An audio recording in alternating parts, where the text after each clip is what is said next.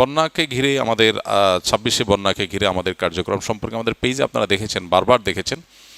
আলহামদুলিল্লাহ আমাদের 143 টন খাদ্য সামগ্রী বিতরণ করার কাজ শেষ হয়েছে, গতকালকেই শেষ হয়েছে। আজকে হয়তো সামান্য কিছু আছে, শেষ হয়ে যাওয়ার কথা, থাকলে সামান্য কিছু থেকে থাকতে পারে। আজকে যেটা বিতরণ চলছে, আর 50 টন হলো পশু খাদ্য, সেটাও বিতরণ শেষ আলহামদুলিল্লাহ। এখন আমাদের টিমের ভাইয়েরা কাজ করছে স্পটে। বিভিন্ন রকমের আপনার ক্ষতি, বিভিন্ন ধরনের ক্ষতি হয়েছে বন্যার্তদের। আসলে বন্যায় কী পরিমাণ ক্ষতি হয় সেটা অনেক সময় আঁচ করা যায় না। বিশেষ করে এই বন্যায় অল্প কয়েকদিনে প্রায় 50 জনের মতো মানুষ মারা গেছে। এটা সহজ কোনো বিষয় না। অনেক এর চেয়ে বড় বড় বন্যায়ও এত মানুষ মারা যায় না সাধারণত। যে পরিমাণ পশু মারা গেছে, লাখের মতো পশু মারা গেছে, হাঁস মোরগ গরু ছাগল মিলে। তো এই ক্ষতি আসলে গ্রামের গরিব মানুষদের জন্য পূরণ করা যে কত কঠিন, এটা যারা ফিল্ডে কাজ করে তারা কিছুটা টের পায় যে কত কঠিন তাদের জন্য। একজন মানুষের একটা গরু, এটাই তার জীবিকা। বিশেষ করে প্রচুর পরিমাণে মাটির ঘর আছে এই এলাকাতে, বাঁশখালী থেকে নিয়ে এই সাতকানিয়া, লোহাগাড়া, চান্দনাইশ, এই পুরা এরিয়ার মধ্যে চকরিয়া যে উপজেলাগুলোতে বন্যা হয়েছে, এগুলোতে প্রচুর পরিমাণ মাটির ঘর আছে। তো এই মাটির ঘরগুলো অতিরিক্ত বন্যার পানি যখন উঠেছিল তখন এগুলো একেবারে মাটির সাথে মিশে গেছে। এই মানুষদের থাকার আর কোনো জায়গা নেই। আলহামদুলিল্লাহ এইরকম মানুষদের ঘর করে দেওয়ার জন্য, 300 ঘর করার জন্য আমাদের টিম এখন স্পটে কাজ করছে, তালিকা করার কাজ চলছে। কয়েকদিনের মধ্যে তালিকা শেষ হয়ে যাবে ইনশাআল্লাহ। আমরা সবচেয়ে বেশি ক্ষতিগ্রস্ত বা একেবারে ধ্বংস হয়ে গেছে এরকম মানুষকে, 300 মানুষকে সম্পূর্ণ পাকা উপরে টিন এই ঘর, 2 রুমের ঘর বানিয়ে দেওয়ার কাজ, এটা আমাদের এখন চলছে। তবে এটা তালিকার কাজ শেষ হলে, চূড়ান্ত বাছাই শেষ হলে এরপরে ইনশাআল্লাহ ঘরের কাজ শুরু হবে। সেটা শুরু হলেও শেষ হতে কয়েক মাস সময় লাগবে, কারণ একসাথে 300 বিল্ডিং নির্মাণ করা সহজ সময়ের ব্যাপার না। ফলে কয়েক মাস সময় লাগবে ইনশাআল্লাহ। বাকি আমরা যেহেতু ওয়াদা করেছি সে অনুযায়ী কাজ আমাদের শুরু হয়ে গেছে। এক ভাই লিখেছেন, আমি বিবাহিত, আমার স্ত্রীর প্রতি আমার মনে অনেক সন্দেহ জাগে, কিন্তু আমার স্ত্রী অনেক ভালো মানুষ এবং সবাই তাকে ভালো মানুষ হিসেবেই জানে। তবুও তার প্রতি মনের ভেতর খারাপ ধারণা চলে আসে, যেমন সে অন্য ছেলের সাথে কথা বলে ইত্যাদি। আরেকটা বিষয় হলো, আমার শ্বশুর বাড়ি থেকে আমার স্ত্রীকে আমাদের বাড়ি বা ঢাকায় আসতে দিতে চায় না, কিন্তু আমার কর্মস্থল ঢাকায়। আমার স্ত্রী আসতে চাইলেও শ্বশুর বাড়ির লোকজন আসতে দেয় না। এক্ষেত্রে করণীয় কি? ভাই, স্বামী স্ত্রী শুধু না, সহকর্মী, ব্যবসার পার্টনার, বিভিন্ন পর্যায়ে মানুষদের প্রতি একের প্রতি অন্যের বর্জন তৈরি করা, এটা শয়তানের অন্যতম একটা বড় কাজগুলোর অন্যতম কাজের একটি, যে সে মানুষকে একে অন্যের বিরুদ্ধে নানানভাবে ওয়াসওয়াসা তৈরি করে অন্তরের ভিতরে। এই ওয়াসওয়াসার রোগে এখন ভরে গেছে। এমন অনেক মানুষ আছে, তিনি একজনকে দেখতে পারেন না। কেন দেখতে পারেন না তিনি নিজেও জানেন না। স্বামী স্ত্রীকে দেখতে পারে না, স্ত্রী স্বামীকে দেখতে পারেন না, সহ্য করতে পারেন না। ঘরে ঘরে এখন এই ব্যাধি, ঘরে ঘরে। কত শত মানুষ যে আমাদের কাছে এই ব্যাধি নিয়ে আসেন সেটার কোনো ইয়ত্তা নেই। স্ত্রী স্বামীর সাথে, স্বামী স্ত্রী পরস্পরের সাথে ঝগড়া করেন। কেন ঝগড়া করেন? এত ঠুনকো বিষয়, এটা নিয়ে ঝগড়া করার কথা না। শিক্ষিত, বুঝমান, সমঝদার মানুষ এরপরেও ঝগড়া করেন। ঝগড়ার পরে তারা দুজনে বুঝতে পারেন যে বিরাট ভুল হয়ে গেছে, এটা তো ঝগড়া করার বিষয় ছিল না, বাট হয়ে গেছে। কারণ হলো এখানে শয়তান কাজ করছে। শয়তানের অন্যতম কাজ হলো মানুষের মধ্যে বিভেদ তৈরি করা।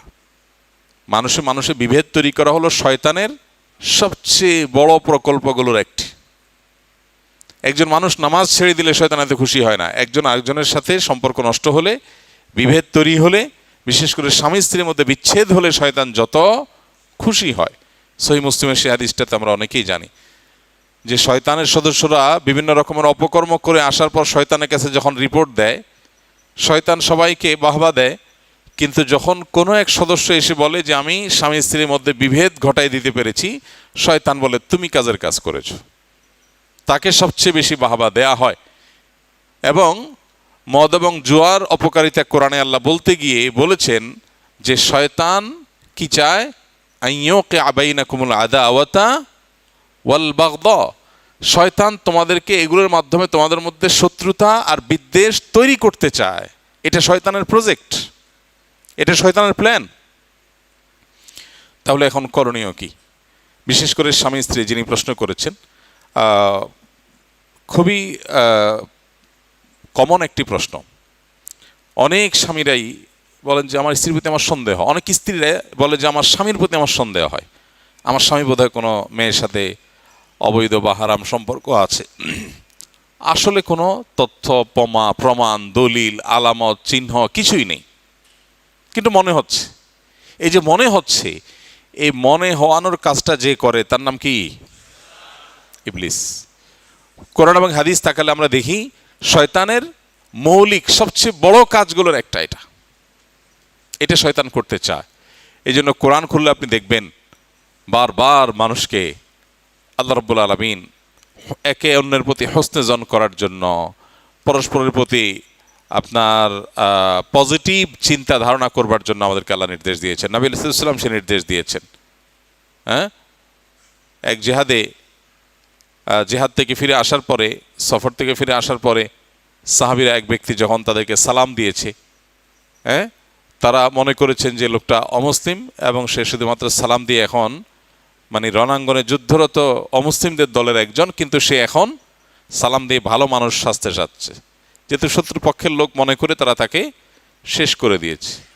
নবী করিম সাল্লাল্লাহু আলাইহি সাল্লামের কাছে আসার পর নবীজি যখন ঘটনা শুনলেন, জানলেন, আল্লাহ ওহী নাজিল করলেন, নবীজি কি বলেছিলেন? হাল্লা শাকাক্তা কালবা, সে মুখ দিয়ে সালাম বলেছে, এটা তার অন্তরের কথা না, এটা কি তার অন্তরটা কেটে তুমি দেখেছো? তার মানে তুমি তার প্রতি সুধারণা রাখা দরকার ছিল। তুমি যেটা দেখবে বাহ্যিকভাবে, ওমর রাদিয়াল্লাহু তাআলা আনহু বলেছেন, আমরা যেটা দেখব সেটা বিশ্বাস করব। কারোর পেটে ঢোকার, কারোর কলবে ঢোকার শক্তি যেহেতু আমাদের নাই, এই জন্য কলবের বিষয়টা আমরা আল্লাহর উপরে সুপর্দ করতে হবে। স্বামী স্ত্রীর মধ্যে এই সমস্যাটা টু মাচ কমন। শুধু স্বামী স্ত্রী না, পার্টনারদের মধ্যে, ব্যবসায়িক পার্টনার, দিনী কাজের পার্টনার, বিভিন্ন পার্টনারদের মধ্যে এই জিনিসগুলো অহরহ হয়। এবং আমার কাছে হাতে নাতে বেশ কিছু কেস ধরা পড়েছে যে দুজন মিলে একটা কাজ করছে, দুজন কাঁধে কাঁধ মিলে কাজ করে, হঠাৎ একজনের কানে কানে কেউ যেন বলে, তার ভেতরে কেউ যেন বলে যে অমুকে আমাকে নিয়ে শয়তানি করার চেষ্টা করতেছে, ষড়যন্ত্র করার চেষ্টা করতেছে। পুরো জিনিসটাই অহেতুক, আসলে বেচারা মনে হয়তো কিছুই নাই। তো এই জন্য আল্লাহ তাআলা বলেছেন ইম্মায়ান জাগান্না, আয়াতটা কি? ওয়াইম্মায়ান জাগান্নাকা মিনাশ শাইতানি নাজগুন ফাস্তাইজ বিল্লাহি মিনাশ শাইতানির রাজিম। এই জন্য প্রধান কাজ হলো শয়তান থেকে আল্লাহর কাছে পানা চাইতে হবে। শয়তান থেকে আল্লাহর কাছে কি চাইতে হবে? পানা চাইতে হবে।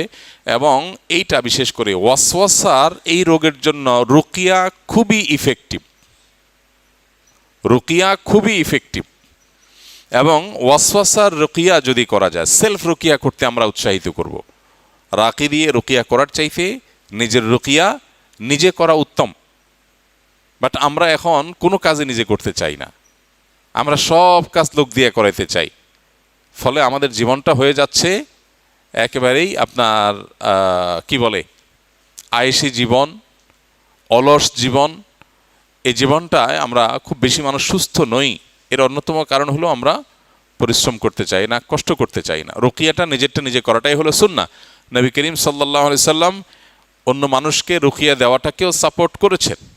যেমন ওই যে এক অভিযান শেষে সাহাবীরা ফিরছেন অথবা অভিযানে যাচ্ছেন, তো পথে কোনো একটা গোত্রের প্রধানকে সাপে দংশন করেছে। এক সাহাবীকে ডাকা হলো যে তোমাদের মধ্যে কেউ রাকি আছে কিনা, ঝাড়ফুঁককারী আছে কিনা। তিনি সূরা ফাতিহা পড়ে ফু দিয়েছেন, লোকটা ভালো হয়ে গেছে। তাহলে অন্যকে দিয়ে ফু দেওয়ানো, এটাও হাদিস দ্বারা সুসাব্যস্ত আছে। বাট নবীজি সাল্লাল্লাহু আলাইহি সাল্লাম আমাদেরকে উৎসাহ দিয়েছেন নিজের রুকিয়া নিজে করার জন্য। এখন কথা হলো কিভাবে জানবো, কিভাবে রুকিয়া করব? কোরআন তেলাওয়াত বিশুদ্ধ করে জানেন কিনা, বাস এটুকু যোগ্যতা থাকলেই হলো। এরপরে ওয়াসওয়াসা হয়, আরেকজনের প্রতি মনে বাজে চিন্তা আসে, তাহলে রুকিয়াগুলো লিখে আয়াতগুলো লিখে ফেলান। কোন আয়াতে আপনার কি বলে এটাকে ওয়াসওয়াসার রুকিয়া আছে, সে আয়াতগুলো তেলাওয়াত করেন। বাস রাকি আলাদা কোনো মন্ত্র জানে না যে রাকি পড়লে হবে, আপনি পড়লে হবে না, এটা ভুল ধারণা। মনে করি যে রাকি দিয়ে পড়াইলে বোধহয় কাজ বেশি হবে, না, এমন কোনো কথা নেই। নিয়ম মেনে কোরআনের আয়াত থেকে রুকিয়া আমরা যে কেউ করতে পারি। তো এইটার জন্য বিশেষ করে স্বামী স্ত্রীর মধ্যে বিভেদ তৈরি হলে রুকিয়া করা দরকার। এবং ওয়াসওয়াসার রুকিয়া ক্ষেত্রে খুব বেশি কার্যকর। আর আরেকটা প্রশ্ন করেছেন স্ত্রীকে তার বাবার বাড়ির লোকজন স্বামীর বাড়িতে আসতে দেয় না। তো এই বিষয়গুলো আসলে এই ধরনের সংক্ষিপ্ত প্রশ্ন উত্তরে ক্লিয়ার হয় না। আসলে ফ্যাক্টটা কি, কেন আসতে দেয় না, আপনার এখানে আসার পরিবেশ নাই, কোনো অসুবিধা আছে কি না। কোনো যৌক্তিক কারণ ছাড়া যদি মা বাবা তার সন্তানকে, মেয়েকে বাধা দেয় স্বামীর বাড়িতে যেতে, সে মা বাবা আল্লাহর কাছে অবশ্যই দায়ী থাকবে। কিন্তু রিয়েল ফ্যাক্ট কি, কেন বাধা দেয়, কোনো যৌক্তিক কারণ আছে কি না, সেটা তো আমরা জানি না। যদি অযৌক্তিক কোনো কারণে বা কোনো গ্রহণযোগ্য কোনো ওজোর ছাড়া বাধা দেয়, অবশ্যই তারা গুনাহগার হবেন।